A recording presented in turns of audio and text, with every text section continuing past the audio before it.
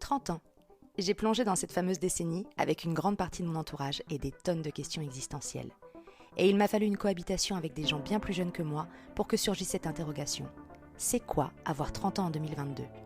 Entre remise en question, attente, perte de repères et meilleure connaissance de soi, je suis donc allée à la rencontre des gens de mon âge pour un bilan générationnel.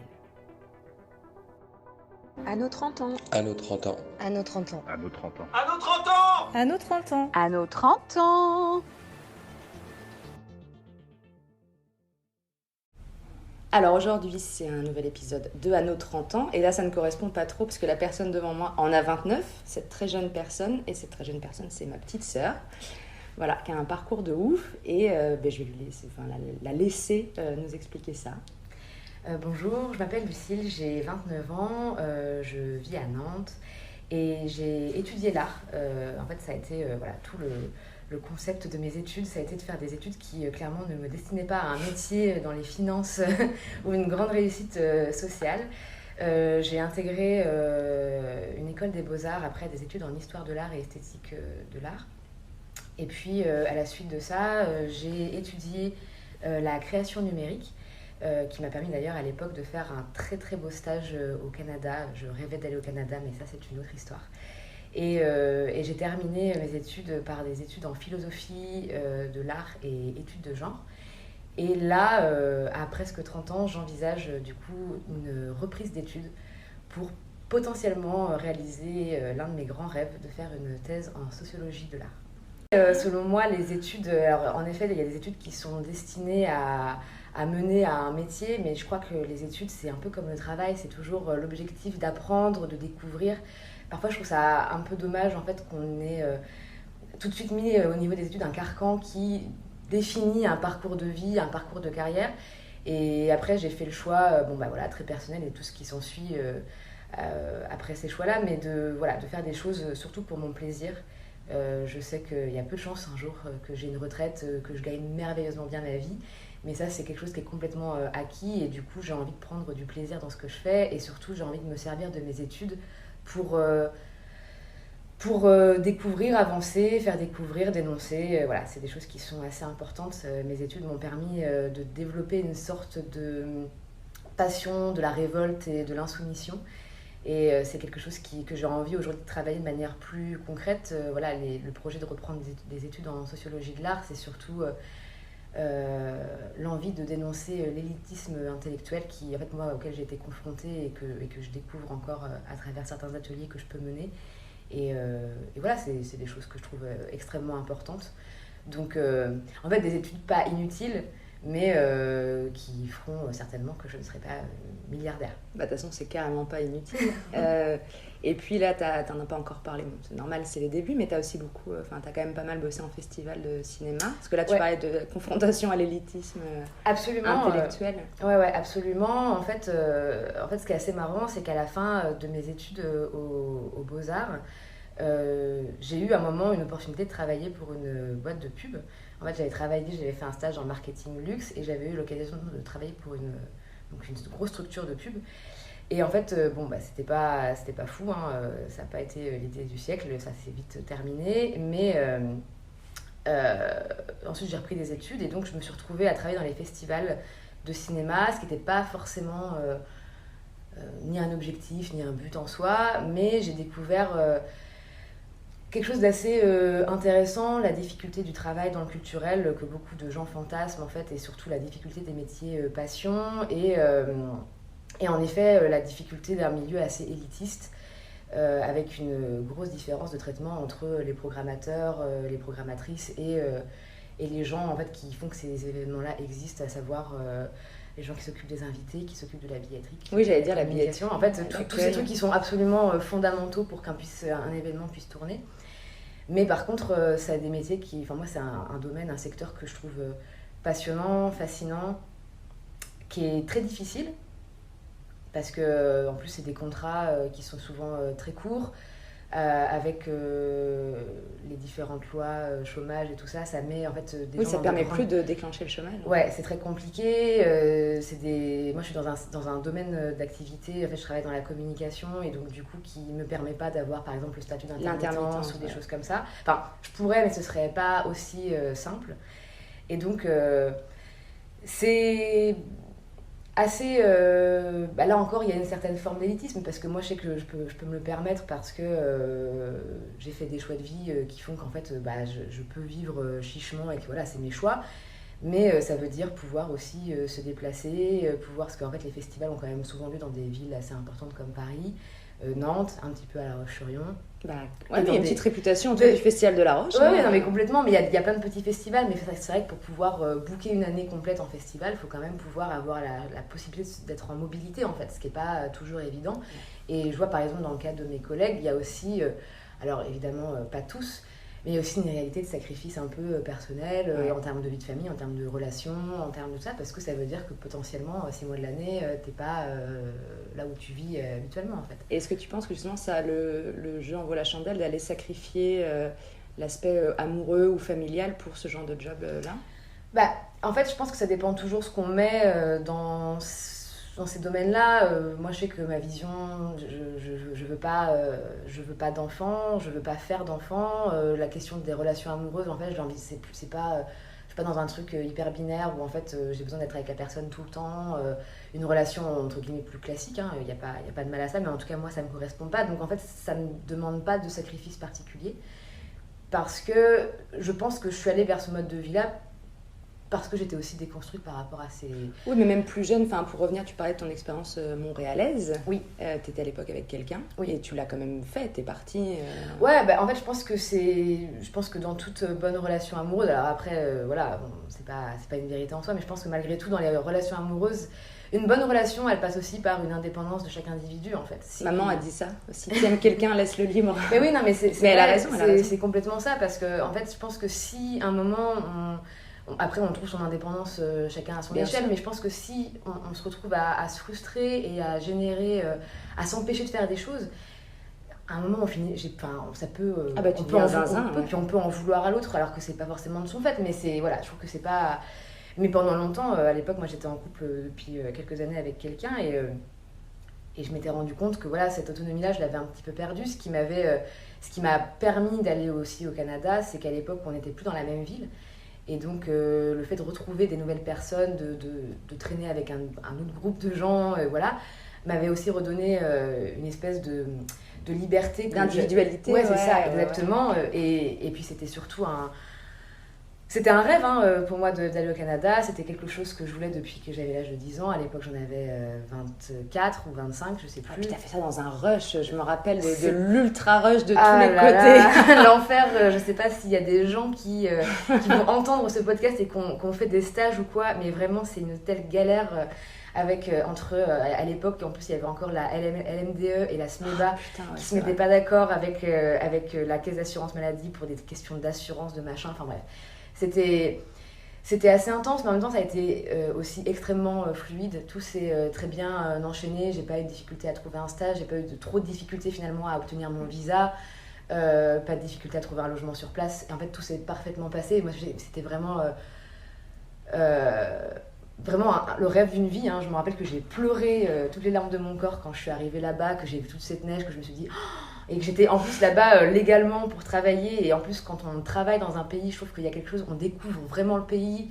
Moi, j'avais mon petit bar qui s'appelle le Billy Coon. Je crois qu'il est toujours là-bas, c'est sur le plateau Mont-Royal. Et qu'on allait tout le temps là-bas.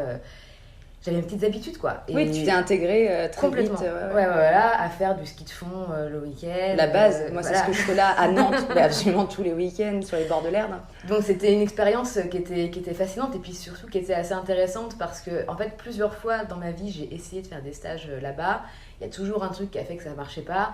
Et là, à ce moment-là, tout s'est débloqué et ça a tellement tout débloqué qu'au final, je suis revenue. J'ai arrêté mes études pendant 1 an parce que j'ai décidé de me mettre en tant que freelance en designer graphique, que j'ai quitté la personne avec qui j'étais. Enfin voilà, on repartait vraiment de zéro. Mais ça faisait du bien en fait de vivre ailleurs et en fait d'un seul coup ça permet de faire le point sur des choses auxquelles tu penses pas forcément, mais la distance géographique avec ton quotidien, en fait, alors je dis pas que c'est forcément nécessaire, mais tu prends un recul qui est énorme. Et surtout, là, je faisais une coupure assez radicale avec la vie que je menais à cette époque-là, en fait. Donc c'était hyper bien. Et ça m'a permis, du coup, l'année suivante, donc, d'être en freelance. Donc c'est pareil, un statut qui est quand même très compliqué. Parce que même si on nous dit que c'est vachement bien d'avoir son entreprise et tout ça, c'est très compliqué en termes de travail, surtout qu'on ne nous apprend pas toutes les difficultés de l'entreprise. Voilà, l'anecdote, c'est que je suis freelance depuis 4 ans maintenant, et que cette année, pour la première fois de ma vie, j'ai fait appel à une comptable, et j'aurais dû faire ça depuis tellement longtemps. Enfin, c'est tellement... je l'ai lu, j'ai lu le bouquin l'autre jour de Léna Situation, et qui disait, si vous lancez un truc et que ça roule très vite, prenez un comptable. Ah mais oui, mais c'est trop bien, quoi. Parce qu'en fait, clairement, du jour au lendemain... Enfin, quand tu as ta propre entreprise, alors moi, je suis pas toute seule, on est deux, mais et je fais pas ça à temps plein. C'est aussi un choix que j'ai fait dans ma vie de garder aussi cette notion de plaisir dans mes projets artistiques, parce qu'en plus moi je me suis spécialisée par la suite plutôt en typographie, donc vraiment un truc un peu niche, quoi. Et hier tu m'as montré une typographie de fesses, tout ça pour ça. Qui est une très très belle typographie. Avec des petites fesses partout. Mais voilà, toujours ce qui est compliqué, c'est que quand on travaille dans des domaines un peu créatifs et qu'on est freelance, la part en fait de créa, elle est assez limitée. Et moi, je sais que j'étais arrivée à un moment où j'étais un peu dégoûtée, en fait, parce que entre la prospection, la comptabilité, le fait de faire des factures, la facturation, les relances, en fait, finalement, voilà, le temps de créa, il est pas si énorme. Et surtout, oui, t'es appesanti par des trucs. C'est ça, et surtout, en fait, ce temps de créa, il est soumis à une rentabilité. Ouais. Et sauf que créativité, rentabilité, c'est quand même pas... ça a poussé des chanteurs à se suicider. Hein, voilà, c'est pas top, quoi. Donc il y a des gens à qui ça convient très bien. Moi, je sais qu'aujourd'hui, l'équilibre que j'ai trouvé, en tout cas le fait de travailler à deux, et ça c'est pareil, s'il y a des auto-entrepreneurs qui m'écoutent vraiment... Franchement, travailler à deux, c'est tellement plus simple. Enfin, en tout cas, d'avoir quelqu'un qui puisse... C'est comme en fait quand on se lance dans le sport, parfois être à deux, ça permet à des moments en fait de se reposer sur l'autre et inversement, et de pas avoir la charge tout seul. Et surtout en fait en fonction de nos compétences, parce qu'on va pas se cacher, on n'a pas... franchement, moi, des gens qui vont me dire je suis un super chef d'entreprise ou une super chef d'entreprise, je sais faire de la compta, du juridique, de la facturation, je sais être organisée, faire du bon management et tout ça. Et tout ça en étant dans la joie et la bonne humeur, dans un temps extrêmement restreint, sans bosser un peu les week-ends. Ça sent le burn-out, c'est déjà un contrôle. Ouais, ou alors donnez-moi la recette parce que je sais pas trop, mais c'est pas si simple. Et le fait d'être à deux, ça permet de scinder, déjà en termes de compétences, on multiplie aussi le champ des possibles et donc les propositions qu'on peut faire. Donc accessoirement, ça nous permet parfois de faire des projets qui sont un peu plus chers, mais de les faire sur des projets sur plus longtemps parce qu'on peut proposer plus de choses, et donc on n'est pas sur plein de petits micro-projets qui peuvent être à la fois passionnants mais un peu éreintants. Et surtout, voilà, on a chacun nos domaines où on est bon, et donc comme ça, on se dispatche un peu le travail. Et c'est quand même beaucoup plus reposant. Oui, puis comme tu dis, on n'a pas tous les mêmes... c'est pas un problème de compétences, mais tout le monde est un peu bon dans autre chose, et je pense que ça peut aussi insuffler un truc auquel toi, tu n'aurais pas pensé forcément toute seule. Et puis, il y a des trucs dans lesquels on a envie de donner de l'énergie. Moi, il y a des domaines, par exemple, toute la question, tout ce qui est dans le web design et tout, c'est un milieu qui ne me parle pas, j'ai le recul pour avoir un regard critique. Mais franchement, je suis contente de ne pas m'en occuper en fait, parce que c'est pas un support avec lequel je suis à l'aise, c'est pas un truc qui me parle. Moi, je suis pas très consommatrice de sites internet. C'est tout paradoxe ou pas, mais pour une personne qui travaille un peu sur les logiciels et tout, je suis pas très connectée, c'est pas trop un truc. Ça peut être ton outil et en même temps pas ta grande passion. C'est ça, exactement. Donc c'est pas, je suis très contente de ne pas m'en occuper, et donc voilà, on se dispatche les choses comme ça et ça marche très bien. Mais je sais plus trop où je voulais en venir, je sais plus trop. Non, mais on a dévié. Je sais pas qu'on arrive de Montréal à... Non, mais par contre, c'est bien pour... je sais pas si les gens qui nous écoutent, il y en a qui veulent lancer des trucs, mais c'est bien on devrait d'ailleurs se donner plus souvent des petits tips après nos expériences. Ah bah oui, non mais complètement. Et puis c'est surtout ce truc de pas se mettre la pression. Moi, je sais que la première année, je me suis mis énormément la pression. Et en fait, j'ai fini l'année encore plus éreintée qu'une année d'études, alors que tu bosses à côté et t'as des examens. J'étais fracassée de fatigue, quoi. Et... C'était hyper intéressant, mais j'ai... Puis c'est intéressant sur la gestion de l'énergie, je pense, en soi, pour soi, je veux dire, même directement. C'est par cette expérience, tu dis, bon, là, j'ai peut-être un peu vidé trop vite la cuve d'énergie que j'avais. Et du coup, sur le prochain projet ou quand tu continues ton projet, de peut-être mieux répartir ce que tu mets pour pas finir dans des états d'éreintement. C'est ça. Où tu es pour le coup plus capable de produire pendant des jours et des jours et des jours. Donc c'est vrai qu'aujourd'hui, moi je sais que ma production, elle est beaucoup plus légère. Mais en fait, elle est voilà, moi le qualitative. En tout cas, moi je prends du plaisir. C'est ça, c'était vraiment le truc qui était extrêmement important. J'ai adoré faire des études d'art. Je suis vraiment passionnée de design, d'art. C'est vraiment quelque chose que j'aime, mais profondément. T'as roulé ta bosse dans les musées, quoi. Ouais, non mais en vrai, demain on pourrait me dire, voilà, je sais pas, t'auras, je sais pas, en vrai je sais pas trop de quoi je pourrais manquer techniquement, mais en vrai, moi tu me retires l'art de ma vie, ce serait très compliqué, quoi. Ce serait vraiment très très très très compliqué. C'est quelque chose qui me fait du bien. Les musées, c'est des endroits dans lesquels je me retrouve, qui me détendent, dans lesquels je me sens en sécurité. Je peux pas expliquer l'amour que j'ai pour les musées, mais ça me repose. J'ai l'impression d'être au bon endroit, à ma place. Et c'est un domaine en fait, qui s'arrête jamais de me surprendre avec des sujets. Parfois on trouve des bouquins, des sujets qui ont été traités qui sont très bizarres en même temps, qui en disent tellement long. Enfin voilà, c'est vraiment quelque chose qui me... Je pense que 80% de mon temps libre est consacré au culturel, quoi. Et le reste étant aux soirées. C'est donc ça d'élever des enfants dans l'intermittence. Ça fait des enfants qui ont envie d'apprendre. Mais voilà, et donc c'est pour ça que c'était vraiment important pour moi de garder cette notion de plaisir, parce que je voulais pas être dégoûtée de ça. Et je voulais toujours avoir ce truc aussi de découverte dans les projets sur lesquels on peut travailler, un peu de challenge, et ça c'est des choses que je pense qui fonctionnent avec justement encore l'envie, quoi. Quand t'as plus l'envie, quand t'es fatigué, quand ton travail te saoule, bah en fait en termes de créativité c'est très limité, parce qu'en fait ton cerveau il est cramé, et c'est des métiers... Je sais plus à qui on en parlait justement, la jonction, enfin la naissance du capitalisme dans le milieu de l'art, quel qu'il soit, en fait je pense que ça a rendu des gens complètement zinzin, parce que un jour tu sais pas pourquoi t'as un élan artistique et après ça marche pour toi, il y a des gens pour qui ça a marché, et tout à coup très vite les gens t'agrippent un peu et on va te demander de produire pour que ça soit rentable, que ça soit des albums, des spectacles, tout ça. Et d'ailleurs il y a plein de gens, des acteurs, des humoristes, des chanteurs qui soit sont morts, qui ont sombré, soit qui se sont retirés de la vie artistique, parce que c'est là où on te demande de capitaliser sur ta créativité. Complètement, ouais. Or, pour moi, c'est très fluctuant la créativité. C'est-à-dire qu'il y a beaucoup de gens qui parlaient d'Arthur Rimbaud en disant on dirait qu'il a eu un éclair de génie pour mais c'est voilà. ça. Et peut-être qu'il n'en a pas eu d'autres, et peut-être que c'est ça l'humain. Par un contexte émotionnel, je sais pas, voilà, t'arrives à créer. T'as des gens qui arrivent à créer toute leur vie, d'autres à des moments plus ponctuels. Mais je trouve ça dingue que le système capitaliste se soit insinué jusque-là, en disant maintenant que t'es bon dans quelque chose, il faut capitaliser là-dessus. Alors que la vie peut faire qu'à des moments, il n'y a rien qui sort de toi, ou peut-être que ça n'arrivera même plus jamais. Et c'est-à-dire que si tu t'es défini que par ça, bah, tu deviens fou, quoi. Enfin, c'est surtout qu'en fait, moi je considère que la créativité, c'est une forme de liberté presque absolue. En fait, où normalement, dans la créativité un peu, alors j'aime pas utiliser ce mot-là, mais un peu divine, où tu te réveilles la nuit et t'as l'idée un peu, voilà, t'es là, c'est bon, dans ma tête, tous les éléments entre le brief et ce que je demande et ce que je veux faire, tout se recoupe, et ça paraît hyper fluide. Il y a une espèce de...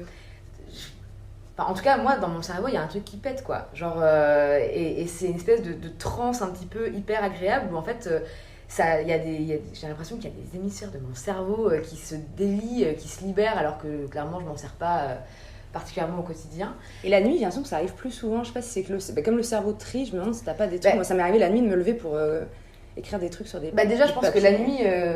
moi, ça m'arrive... Déjà, j'aime bien travailler la nuit parce que la nuit, déjà, tu sais que personne va te déranger. Ouais.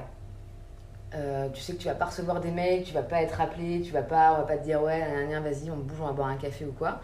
Donc il y a une espèce de repos total. Moi je sais que la nuit c'est un truc ça fait vraiment artiste de dire ça, je me déteste, mais c'est vraiment un truc qui m'inspire beaucoup. En fait, le calme de la nuit, j'ai toujours été assez fascinée par ce genre. En fait, la nuit ça vit, mais sa vie lentement, Doucement, ouais. bizarrement, un peu cachée. Et en fait, je trouve que c'est hyper reposant. Les nuits d'été sont marrantes pour ça, la campagne. Tu sais, t'as les grenouilles, les oiseaux, mais c'est quand même un peu bizarre. Ouais, c'est ça. En fait, c'est vraiment un autre rythme. Et c'est surtout, en fait, je pense que moi, ce qui me fait du bien, c'est que souvent la nuit, quand ça m'arrive, alors après, ça m'arrive pas tout le temps non plus, mais je crois que quand je me réveille, enfin quand je sens que dans mon rêve, les blocs de créativité commencent à bien s'embriquer, c'est parce qu'en fait, juste mon cerveau est reposé, en fait. Ouais.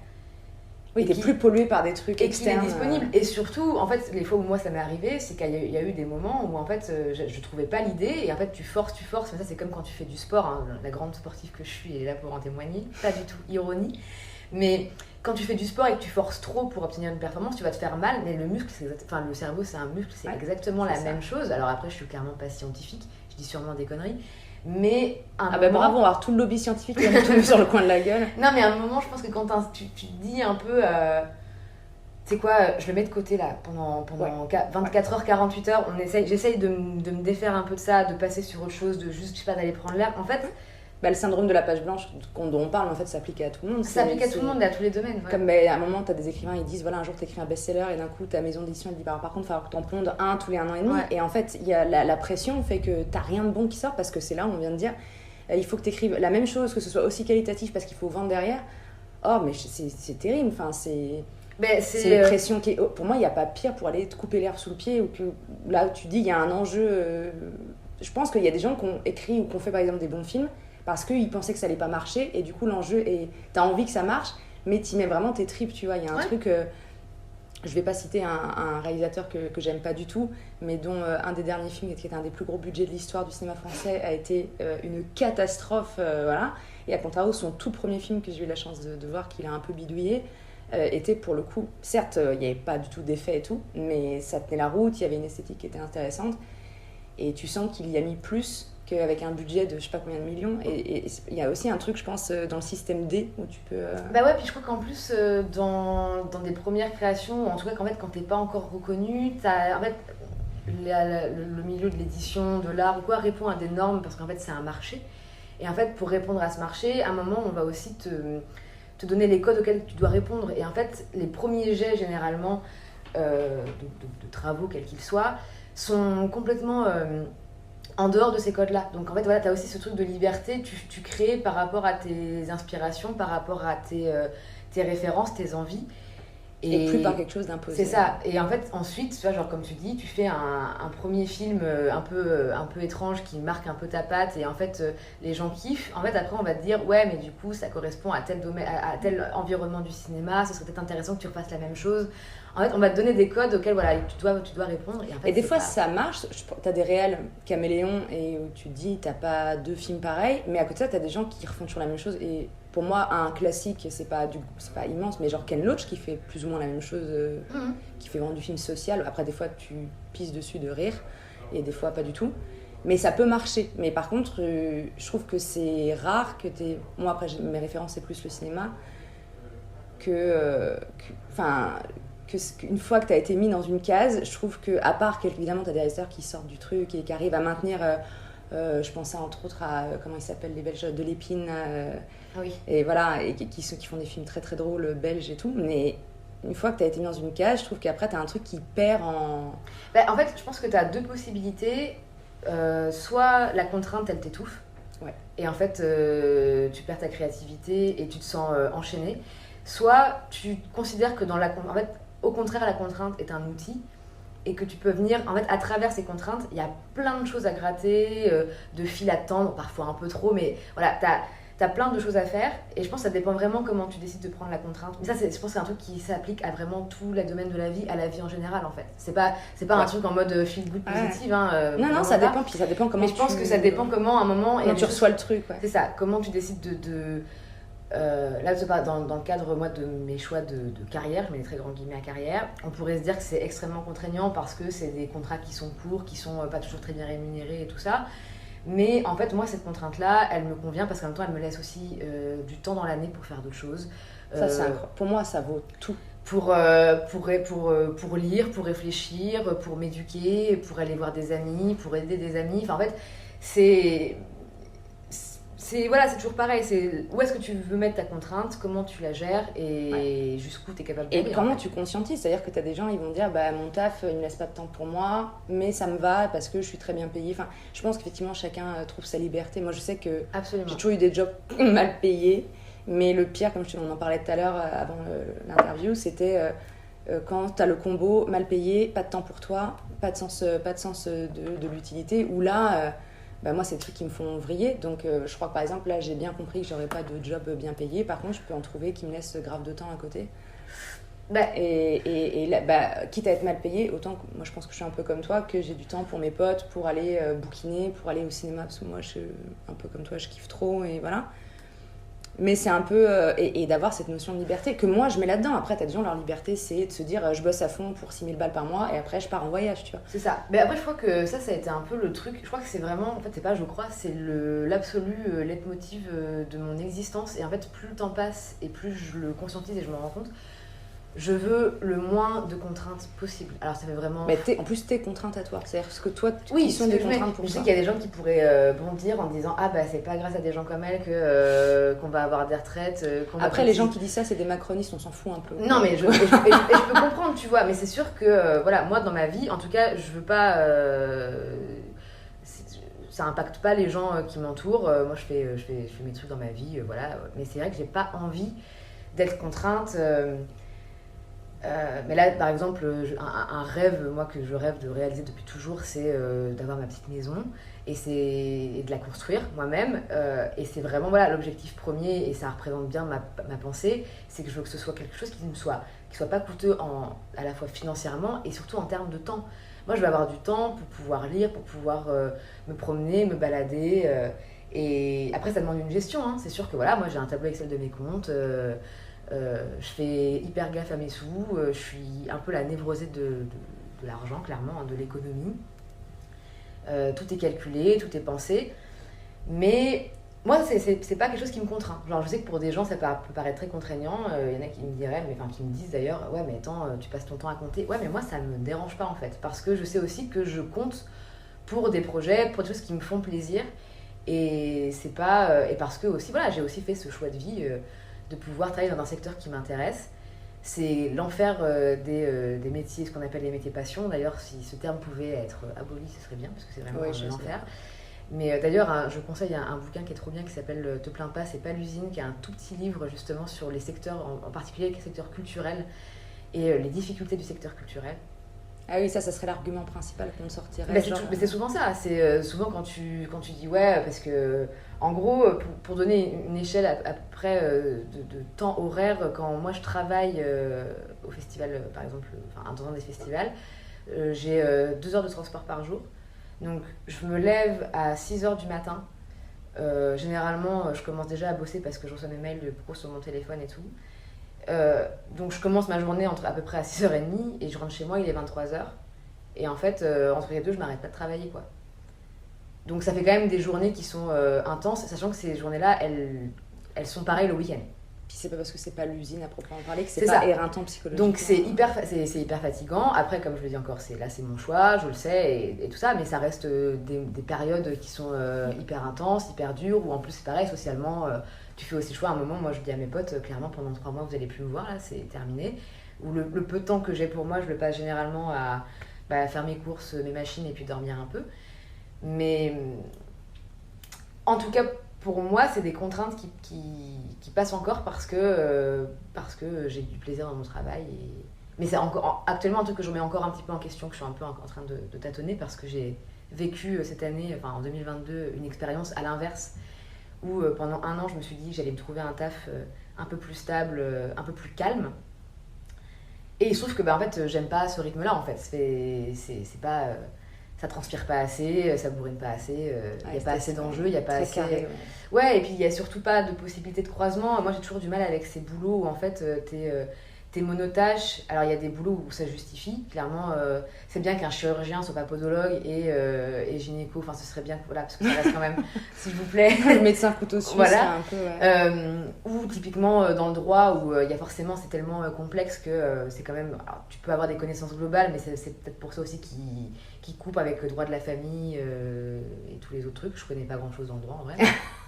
droit du travail et tout, c'est pas les mêmes... Non, mais il y a des sections qui sont justifiées, évidemment. C'est ça, exactement. Il y a des ponts, évidemment, entre les trucs, mais dans beaucoup de boulot, je trouve que c'est ça aussi qui est passionnant. En fait, pour moi, le travail, c'est vraiment la continuité de l'apprentissage, en fait. Donc, il faut continuer à apprendre, il faut... Chacun, oui, non, voilà, chacun, injonction nulle. Mais en tout cas, moi, c'est comme ça que je l'entends. C'est... pour moi, en fait, un travail où tu vas au taf en te disant je suis content. En tout cas, aujourd'hui, je sais pas ce que je vais faire. Et ça me fait plaisir. Ouais. Et je vais peut-être... Alors, il y a des journées où clairement tu sais ce que tu vas faire. Mais il y a des fois où tu vas te retrouver sur des missions. C'est un peu le why comme ça. Voilà, c'est ça. En fait, c'est tellement intéressant. En travaillant en festival, j'ai appris tellement de choses sur la régie technique, sur la sécurité, enfin sur vraiment beaucoup de domaines qui il n'y a pas de thématique de l'ennui en fait. Non, et il y a surtout le truc de toujours apprendre, toujours être... En plus, c'est des milieux où tu travailles avec des équipes qui sont assez réduites, donc tu discutes beaucoup avec les gens qui ont des parcours très différents. Moi, je vois aujourd'hui, j'ai 30 ans, je ne corresponds pas du tout à ce que la société attend, j'ai pas une relation de couple classique, je ne veux pas avoir d'enfants, je n'ai pas de CDI, j'ai pas beaucoup d'argent, je suis pas à l'accession à la propriété, voilà, y a pas... T'es pas rentière à 30 ans? Je suis pas rentière à 30 ans, et c'est pas grave, mais c'est vrai que ce milieu-là, en fait, comme on est beaucoup être dans ce cas-là, m'a beaucoup apaisé. Il y a encore des fois où je me mets des coups de pression, mais m'a en tout cas beaucoup apaisé sur ces sujets-là en me disant, en fait, c'est ma vie, quoi. Alors du coup, ça me permet de faire une transition très cool. C'est bien parce que du coup, t'as déjà pré-répondu à plein de trucs que je vais te demander. Mais du coup, je pense que je vais rassembler un peu les deux questions parce qu'en général, mes questions suivantes sont sur le rapport à soi parce que comme voilà, l'idée m'est venue quand j'ai eu mes propres questionnements et que je me suis aperçue que mes questionnements étaient très similaires à ceux de mon entourage. Surtout à l'aube de la trentaine, j'ai l'impression qu'entre 28 et 35 ans, c'est vraiment le... On est tous, je crois qu'on se confronte à des névroses, ce qui est bien, j'ai l'impression que la plupart de mon entourage est en thérapie, ce qui est très chouette. Et surtout, des thérapies, c'est trop bien. Il faut faire des thérapies. Injonction de non. Si vous pensez que vous n'avez pas de névrose, c'est faux, vous en avez. C'est juste que c'est des psychos. En tout cas, se faire aider, en tout cas discuter avec quelqu'un qui est complètement neutre, ça fait un bien fou en fait. Ouais, puis vraiment, des fois, dans le pur égocentrisme, parler de soi pendant une heure et dire. Il y a même des fois, moi j'arrive en séance en me disant ça va, et il y a des fois où ça va, puis il y a des fois où ça va pas du tout. Et du coup, là où tu pré-réponds en fait, à ce que tu disais, en fait, pour moi, t'es effectivement, comme tout le monde à l'aube de la trentaine, en train d'être dans l'acceptation de partie de toi. C'est-à-dire que tes limites sont moins floues, elles sont de plus en plus claires. Et je pense que tu les as acquises au fil de tes expériences pro et perso aussi, évidemment, amoureusement, amicalement, tout ça. Et donc ça te fait aussi des projets. Tu parles de ta petite maison, on en a beaucoup parlé toutes les deux. Donc en plus, on a été un peu élevés chez les hippies, donc des maisons petites, pas énergivores, où c'est pas chronophage de s'en occuper, tout ça. L'autonomie, toujours pareil. Pour moi, une... Puis toi, t'es une grande fan en plus non, c'était ton obsession là pour comment ça s'appelle, le minimalisme. C'est ça. Aller au plus. Il faut savoir pour les gens qui nous écoutent que ma soeur m'a fait vider des trucs où moi j'étais sûre que j'utilisais tout chez moi, et c'était des 5 cartons mais moi c'est incroyable. Parce que je pense que en fait moi je suis quelqu'un d'assez révolté, et je pense que la révolte passe par l'autonomie. Puis il y a une liberté de se défaire aussi de choses matérielles. C'est ça. Mais quand je parle d'autonomie, c'est ça aussi. C'est en fait réussir à se détacher. Petit à petit, alors je dis pas qu'il faut se couper de tous les besoins matériels et tout ça, c'est pas ça du tout, mais en tout cas, une réalité aussi. Réussir à connaître ses besoins, et ces besoins-là ne soient pas impactés par ce qu'on nous dit. Donc ça pour moi c'est l'absolue liberté. Et en fait, à partir du moment où on est là, ok, moi la société me dit que j'ai besoin de ça, mais moi je sais que non.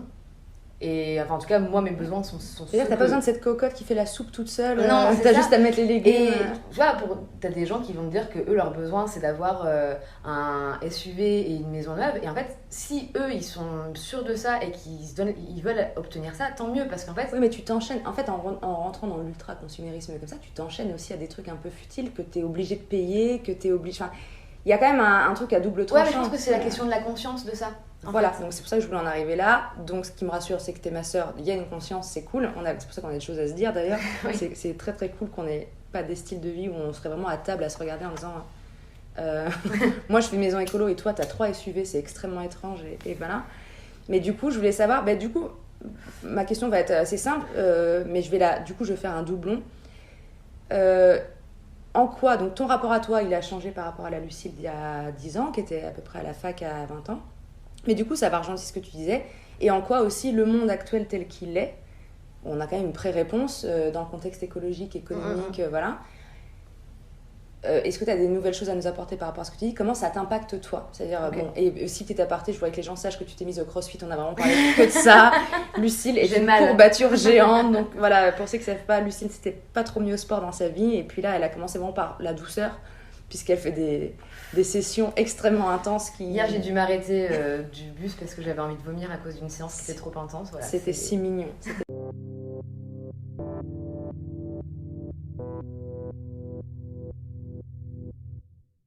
Enfin, je sais pas si les gens qui vont écouter, il y a des gens qui m'ont connue depuis longtemps, mais en fait, il y a 3 mois, il y a eu un énorme changement dans ma vie. Pendant plus de 10 ans, même bien plus que ça en fait, pendant presque 14 ans, j'ai attaché mes cheveux. Je me dis, il s'est passé quoi il y a 3 mois? Dans un unique et chignon mal fait, enfin bref, c'était... Pendant des années, la transparence était mon leitmotiv.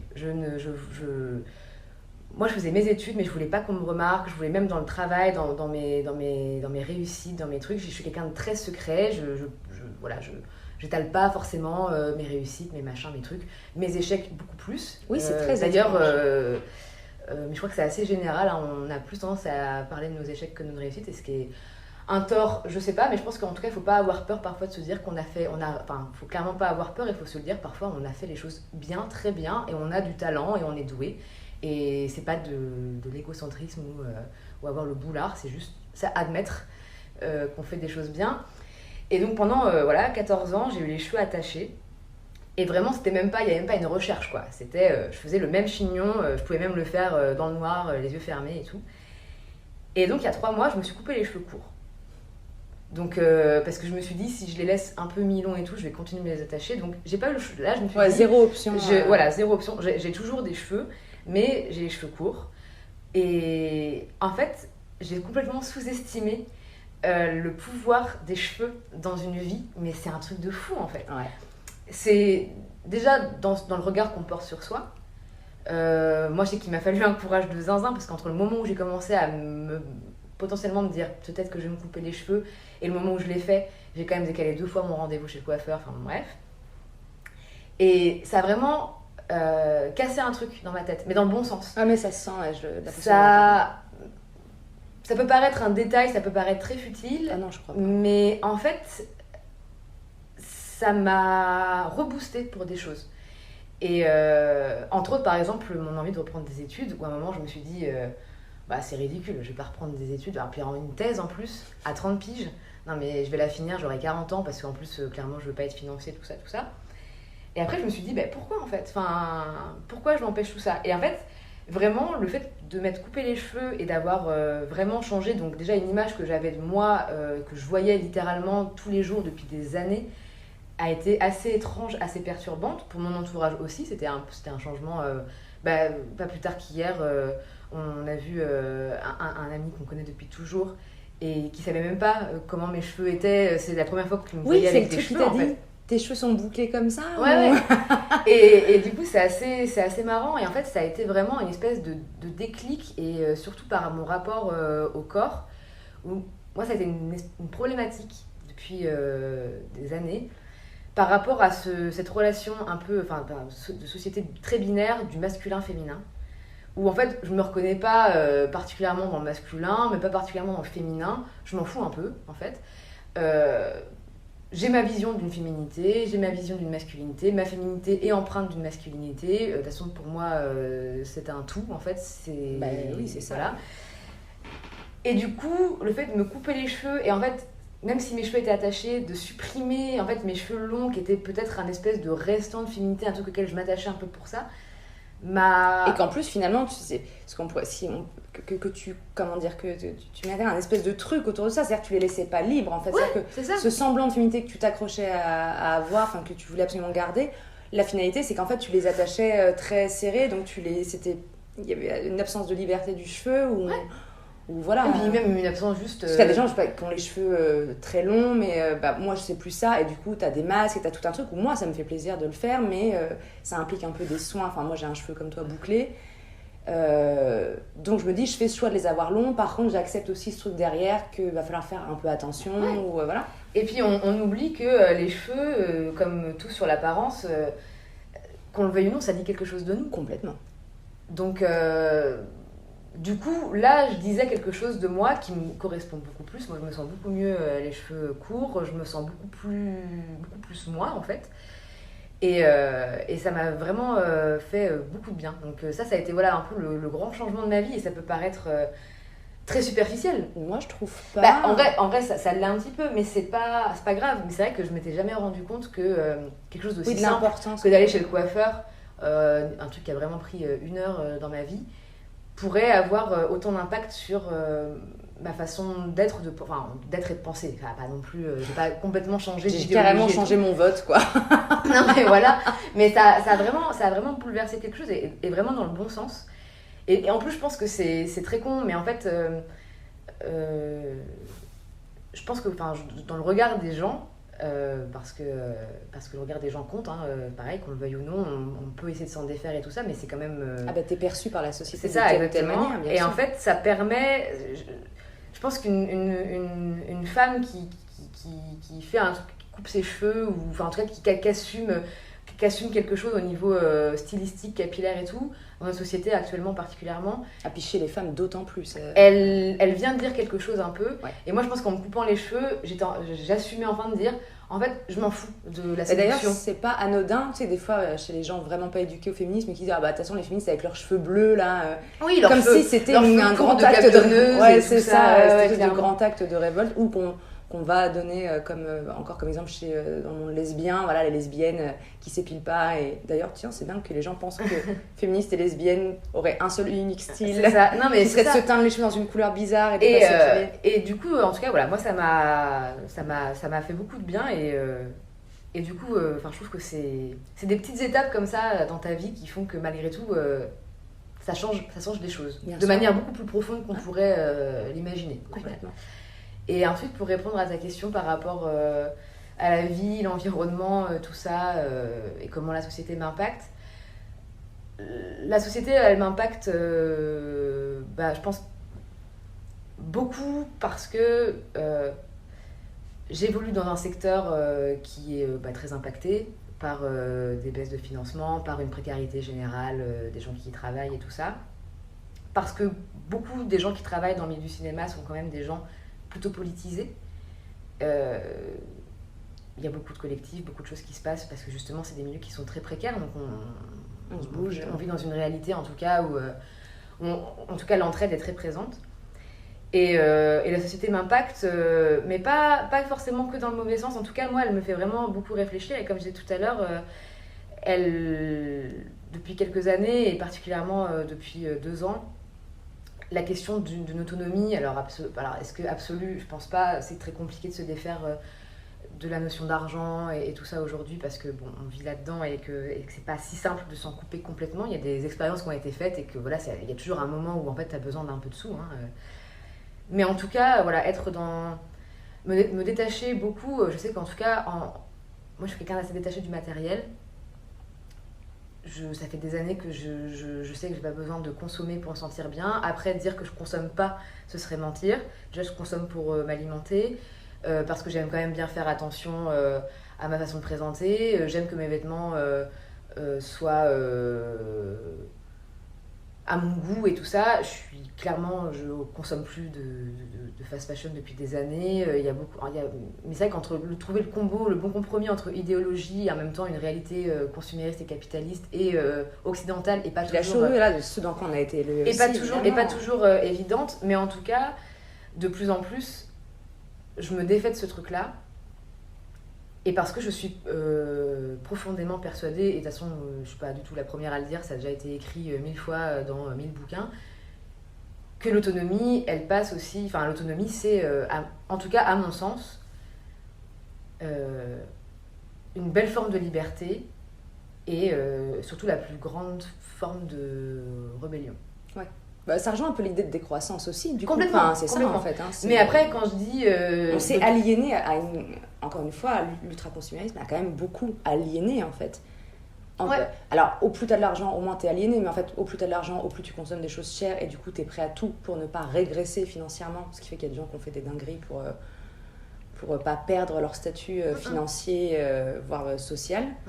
Et je pense qu'effectivement, là, moi, je traîne un peu plus dans les campagnes hippies et tout, et les gens qui, effectivement, font des petites maisons comme tu veux, et qui se détachent, par exemple, de la thématique du loyer, qui sont dans des métiers vidéastes ou des choses comme ça leur laisse une grande liberté bien sûr. de se dire bon, ce mois-ci il y a moins d'argent qui rentre, mais il n'y a pas cette pression d'être éjecté de ton logement. Après il y a aussi une réalité où c'est pas, mais c'est pas tout le monde. Tout le monde ne peut pas, tout le monde ne veut pas. Il y a aussi évidemment, c'est généralement ces questions-là vont aussi avec une remise en question de sa vie professionnelle. Il y a des gens qui sont très bien... Oui, il y a des gens qui sont dans des milieux aussi où on les a amenés à ce questionnement-là. Oui, et puis il y a aussi des métiers qui sont compliqués à faire en campagne ou quoi que ce soit. Il y a des boulots, bien sûr, c'est pas particulièrement évident. Et puis il y a vraiment des gens qui veulent pas. Oui, t'as des gens qui n'ont pas. Et c'est pas grave, mais je pense qu'en fait c'est toujours la même chose. En fait, je pense que l'autonomie, c'est surtout en fait la conscience. Moi de toute façon j'ai pas de problème avec les gens, mais en fait c'est quelqu'un qui me dit moi j'aime consommer et tout, mais qui le fait en pleine conscience et en fait qui est satisfait de ça et qu'on a complètement qui comprend complètement ce qu'il fait et pourquoi il le fait. En fait c'est bien parce que finalement il est d'une certaine manière assez aussi libre parce qu'il il respecte ses choix et ses idées et en fait je pense que c'est ça, l'autonomie c'est surtout ça en fait, c'est surtout respecter ses choix et ses idées. La conscience, c'est dans tout. On en a parlé avant, la notion de couple. On a l'ami qu'on a vu hier qui disait je suis en couple exclusif, mais par choix, parce que c'est quelqu'un qui a été en couple non exclusif une grande partie de sa vie, où il y a des choix conscients. C'est-à-dire que tu vas pas te mettre, par exemple, dans le cadre amoureux, en relation non exclusive juste parce que parce qu'on en parle. Si tu as très envie ou que tu te sens pas capable ou que, en tout cas, ta relation de couple te fait que tu n'as pas envie, tout simplement, d'aller voir ailleurs parce que la personne avec qui tu partages ta vie, peu importe comment, te satisfait. Et pareil dans la consommation, parce que je discutais avec un pote l'autre jour qui me disait l'urgence écologique, il dit je trouve que ça fait un truc assez, alors pas totalement binaire, t'as vraiment ceux qui n'ont pas conscience et ça fait pas partie de leur réalité, ils y pensent pas ou ils sont peu informés. T'as une partie qui est très inquiète, donc qui est un peu comme toi ou comme moi ou les gens qui nous entourent décident de mettre des actions en place au moins dans leur quotidien.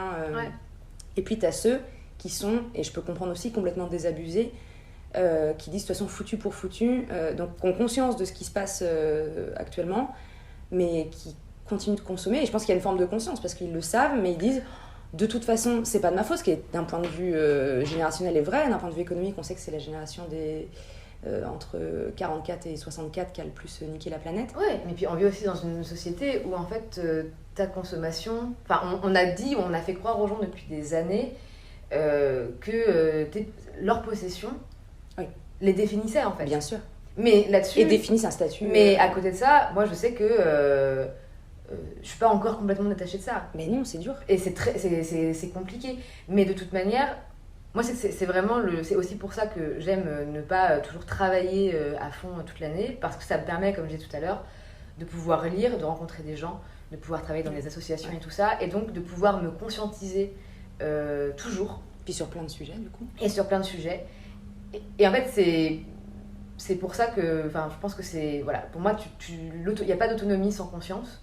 Je sais pas, je pense que si c'est possible, mais généralement, ça va quand même bien sauf ensemble. Si tu as été élevé par des parents extrêmement éveillés qui avaient déjà mis ça en schéma de vie et que tu répètes ça sans avoir... Oui, mais même, ça veut pas dire non, que... en fait, non, t'as quand même une forme de conscience. Oui, la conscience, c'est aussi la conscience, c'est ce que tu développes toi, c'est tes idées que tu développes. Déjà, si on n'avait pas eu de classe nature tous les mercredis quand on était môme, peut-être que la nature... Déjà, mais c'est vrai que, voilà... Et donc... Non, mais notre éducation a participé à ça. Moi, je pense que c'est vraiment l'objectif de ma vie, de me conscientiser toujours sur les réalités du monde. Parfois, c'est que vivre en ville, c'est assez compliqué parce que... Quand on est un petit peu sensible à toutes ces questions de l'environnement et qu'on voit en plus moi je vis dans une rue où il y a beaucoup de boutiques, on est plein centre, et que je vois des gens se ruer avec des sacs, consommer du vêtement, et en même temps je vais pas non mais les périodes de Noël sont affligeantes, quoi. Je vais pas leur faire la leçon, non, mais comme sûr, à l'époque après le confinement où je vois des gens qui font la queue devant chez Zara, et en fait je me dis en fait, Moi, j'ai eu un espoir. C'est-à-dire, pendant le confinement, il y avait tellement de trucs où les gens disaient « Oh mon Dieu, la planète se repose, on voit des dauphins qui sortent de tels endroits, l'eau n'a pas été claire là parce que donc il n'y a pas d'activité touristique. » Et je pense entre autres à Venise où il y avait des photos absolument incroyables. Et je me suis dit, est-ce que ça va faire tilt Il y avait un truc, moi je trouvais, il y a des gens qui ont très mal vécu le confinement, moi je l'ai bien vécu. Ouais, pareil.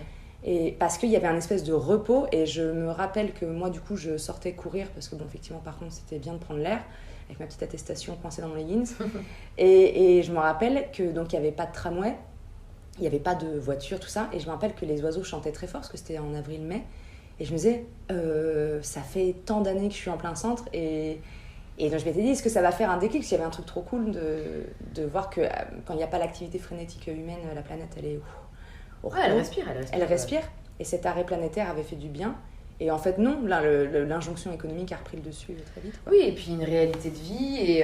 Mais après, moi, là, le truc, c'est pas... Je vais pas blâmer les gens. Non, mais ça servira à rien. C'est juste toujours, en fait... moi, tu peux blâmer aussi le gouvernement et puis les grandes industries qui font leur beurre là-dessus. De toute façon, oui. C'est eux qui profitent. C'est eux qui profitent. Clairement, s'ils voulaient faire quelque chose...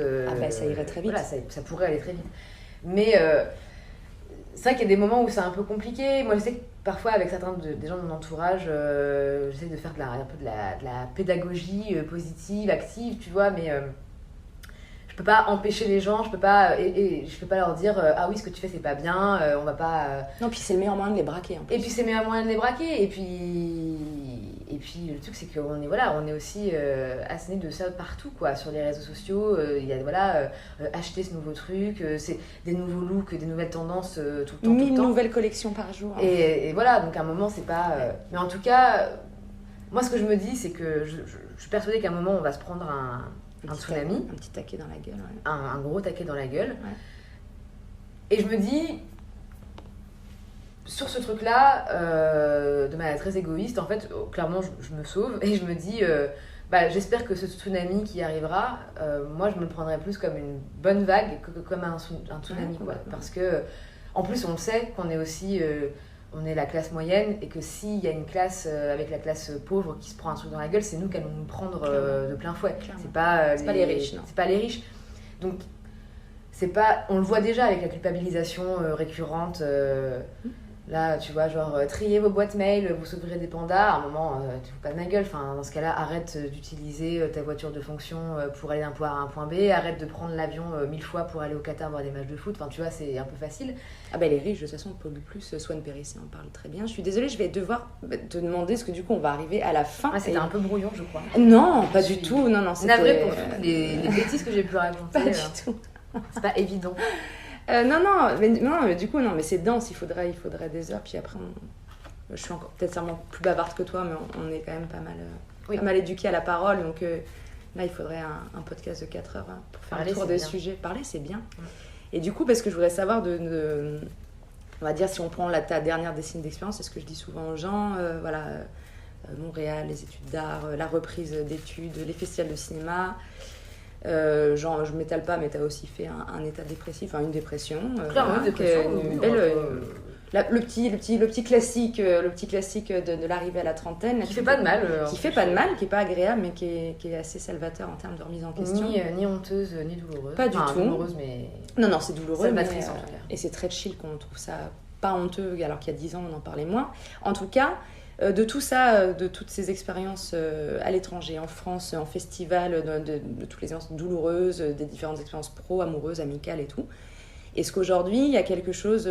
j'ai encore du mal à trouver une formulation, je répète un peu souvent la même chose, comme un leitmotiv ou un mantra, une leçon de vie, quelque chose que tu as tiré de tout ça, au moment de tous ces moments de remise en question, qui, toi, te permet d'avancer un petit peu plus sereinement.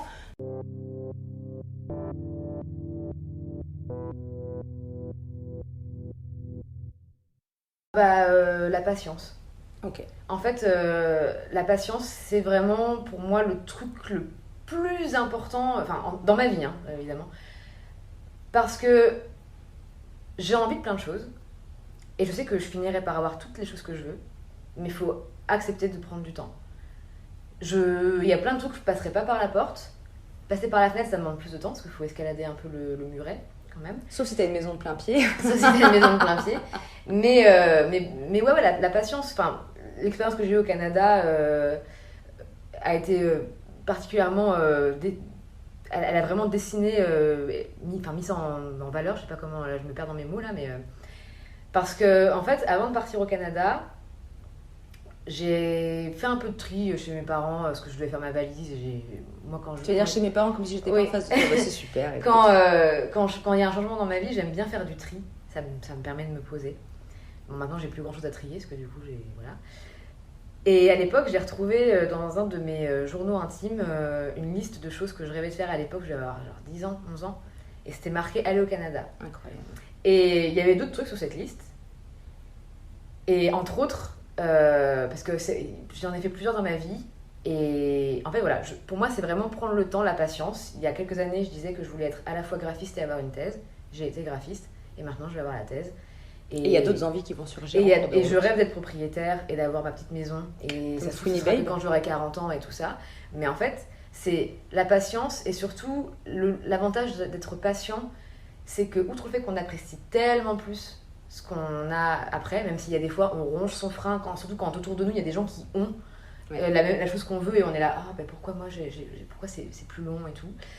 Mais en fait, t'apprécies vachement et surtout ton choix, t'as eu le temps de le mûrir, de le réfléchir. Et donc en fait, t'as encore moins de chances de te tromper. Mais c'est prendre en plus un peu le système à contre-pied qui voudrait qu'on ait tout très vite. Ouais, mais comme les relations amoureuses, comme plein de choses. En fait, on est là en train de s'impatienter. Mais pourquoi moi je suis pas avec quelqu'un que j'aime et pourquoi j'ai pas cette maison et ce boulot de rêve et tout. Et en fait, oui, je pense qu'effectivement, avec le temps, tu peux t'apercevoir du nombre de trucs que tu as acquis. Des fois, il y a même des trucs que tu t'en es pas aperçu. Et surtout que la patience, ça permet de réfléchir. Ça permet de prendre du recul, ça permet de... Donc, donc clairement, la patience, je pense que c'est à la fois le truc qui est le plus frustrant dans ma vie, parce que je vois des potes faire leur truc et je suis là, oh là là, moi je veux la même chose et ça me prend 10 fois le temps. Et en même temps, je finis par avoir ce que je veux. Donc finalement, l'un dans l'autre, c'est pas... Et en fait, aussi, la patience, c'est parfois se dire que tu veux ça, et en fait, au bout d'un moment, de dire, peut-être que... Pas tant. Ouais. Typiquement, j'ai fantasmé un boulot 35 heures hyper bien payé. Je l'ai eu, plus jamais de ma vie. Plus jamais de ma vie, quoi. Enfin, genre, moi, j'ai fantasmé une vie de couple et j'ai fait non. Voilà. Enfin, classique, oui, évidemment. Mais donc, c'est... Non, vraiment, je pense que c'est la chose...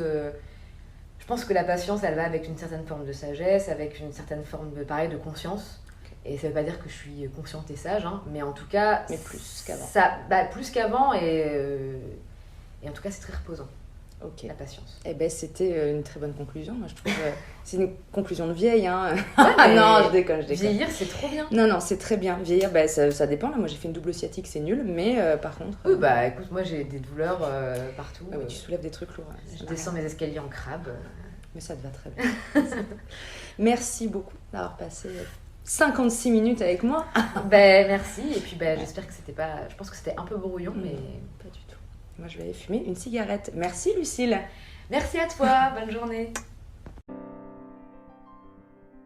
Merci à vous d'avoir écouté un épisode de À nos 30 ans, le podcast qui témoigne d'un âge de l'entre-deux assumé et raconté par les trentenaires eux-mêmes. À bientôt.